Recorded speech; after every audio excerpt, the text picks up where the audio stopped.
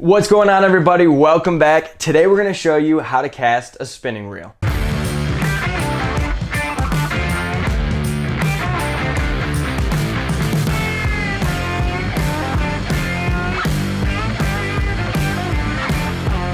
Alrighty, so you guys picked up a spinning rod and reel and you don't quite know how to use it yet. I'm gonna do my best to make this as simple as possible for you guys so that when you get out and go fishing next, you'll be able to use your new rod and reel setup. So today we're gonna show you guys how to use a spinning reel or cast a spinning rod setup. As you guys notice, I'm actually in my backyard right now, so you don't have to be at a lake or a pond to do this. Any big open area is gonna help you get better at casting. Quickly, I'm gonna break down how a spinning reel works and all the components that make up a spinning reel, because I think if you guys understand how the reel works, it's gonna put you one step ahead in understanding how to use one of these. So to start, you guys will see a few things here, right? We have a handle or a crank. When you turn this, that's what brings the line into your reel. Now, on the inside here, you'll notice this guy right here. This is what's known as a spool, and the spool holds all the line in the reel itself. If you look around the spool, you guys will see this thing spinning, right?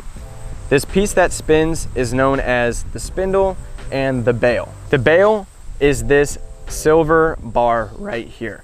What this does is it guides the line around the spool. When you flip open the bail, it releases line.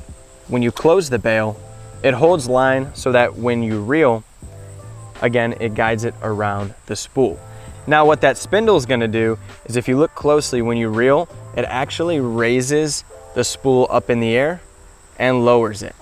What this does is this allows that bail to guide the line not only around the spool, but properly in the upper half and the lower half of the reel. So essentially, to evenly have that line all the way up and down the spool, you're relying on that spindle moving up and moving down.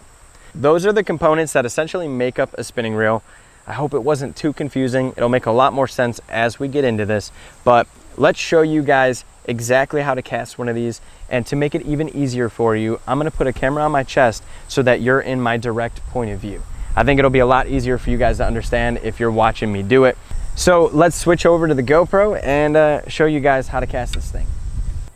So to start, the first thing that you guys need to do is get some form of weight on the end of your line. I'm just using a drop shot weight, but they make things to help you practice casting. You can get little rubber weights, but if you guys have a weight in your tackle box, anything that is like 3/16 ounce or heavier, I would say try to use. Don't use something super light, but don't use something super heavy. So something that's between like 3/16 ounce, 5/16 ounce will be a really good weight for you guys to start with. All right, so let's learn how to cast this thing. The first thing that you guys are gonna want to do before you even start trying to use this rod and reel is find the most comfortable way for you to grab it. For me personally, I like to split the reel in between my pinky and my ring finger. That allows me to grip the rod up top pretty tight, and I just let my thumb hang in the back. Some people might split it between their ring finger and their middle finger so they can get a really tight grip on there. You're going to want to hold the rod, close to that reel, either split your finger or hold it above, but you want to avoid holding it down here or beneath the reel, because that's just going to cause complications when it comes to casting. Plus, you guys just really want to have a firm grip on the reel and rod itself, because when you go to cast, you don't want to throw this guy in the lake and then you just threw a pretty expensive rod and reel in the water. Once you guys have your grip figured out and you got that rod held nice and tight, the next thing we're gonna do is stick out our pointer finger. Our pointer finger is going to have 90% of the control when it comes to casting. So if you guys look right here, I'm gonna stick my pointer finger straight out. With my pointer finger, I'm gonna grab on to the line. The reason we're grabbing onto our line is because when you release the bail, you need something to hold that line, otherwise it's just gonna fall out in front of you. So I'm grabbing the line with my pointer finger, and then I'm going to flip over the bail. The reason I'm flipping over the bail is because it's now releasing the line from the spool.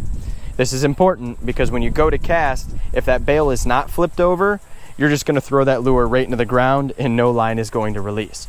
So we're gonna grab it with our pointer finger, flip over that bail. Now we're ready to go. The pointer finger is super important when it's holding that line because, like I was saying, it's going to control that line coming out of there. So when we go to cast, our pointer finger is completely controlling how much line is going to go out or when it's going to leave the reel. So as you guys see here, no matter how much I move back and forth, the line will stay in the reel as long as my finger is on there. So to show you guys a quick example, when I let go of the line with my finger, that's going to allow us to cast. So that lure flung out there. Now from there, you just flip that bail back over and you can reel that line straight in. Even if you forget to flip the bail back over with your hand, most reels, when you turn it forward, will actually flip the bail over for you. If you're trying to have your reel last a little bit longer and just get longevity out of it, you guys want to try to flip it over by hand and close it by hand, just because it helps your gears within the reel. So now that you kind of understand how the rod and reel work together so that you can cast, let's talk about form and let's talk about when you should take your finger off that line. So there's a few different ways you can cast. If it's your first time using this rod and reel and you're just learning, my best advice would be to learn to cast overhead. So an overhead cast is going to look like this. You're going to put your arms out in front of you and you're going to lift that rod tip up and over your head in this motion. This is going to allow you to cast straight out in front of you, and so long as you're facing the direction that you're casting, if you release correctly, that cast should land right out in front of you. One other thing to keep in mind when it comes to doing this is how much line is released from the tip of your rod. So this is very important because it's actually going to either give you more momentum or give you less momentum when it comes to casting your bait. So if you guys can see here, what I always do personally is I try to keep about 1 foot to 2 foot of line from that sinker to the tip of my rod. You don't want to reel it up too close to the tip because you're not going to have any momentum, but you also don't want it too far because you're going to risk catching something behind you or having just too much line out to where that lure kind of does its own thing, right? So I try to keep that hook, line, or sinker about 1.5 foot to 2 foot from my rod tip. What this is going to do is when I throw that rod back behind my head, it's going to create momentum so that when I throw it back forward, it snaps and flings out there. So I'm going to go like this over my head and release that line. Now when it comes to letting go of the line with my finger, that's all going to come down to how far you're trying to throw it and exactly where you're trying to cast. So let's talk about when you should let go of your finger or when you should release that line. Now the timing is going to be all personal preference. When you actually learn how to cast really well, when you release that finger is going to depend on where you're casting, how far you're trying to cast. There's a lot of different variables, right? So if you guys are just looking to get this down and really understand how this works, my advice for you would be to let go of your line at about 2 o'clock or 2:30. Now, if you don't understand what I'm saying, if we're looking at a clock and you're looking at 12 o'clock, let's say my rod is at 12 o'clock right now, straight up and down. When my rod tip gets to about 2 o'clock or 2:30, that's when I'm going to take my finger off of the line. So again, we're at 12 o'clock, now we're at 2:30. Now obviously you're going to bring that rod tip behind your head and you're going to fling forward, but if you always think about your head being 12 o'clock and out in front of you being about 2 o'clock on the clock. So I'm going to go back behind me, I've hit 12 o'clock, and now I'm at 2. I'm going to let go of my finger. So it's going to be like this, boom.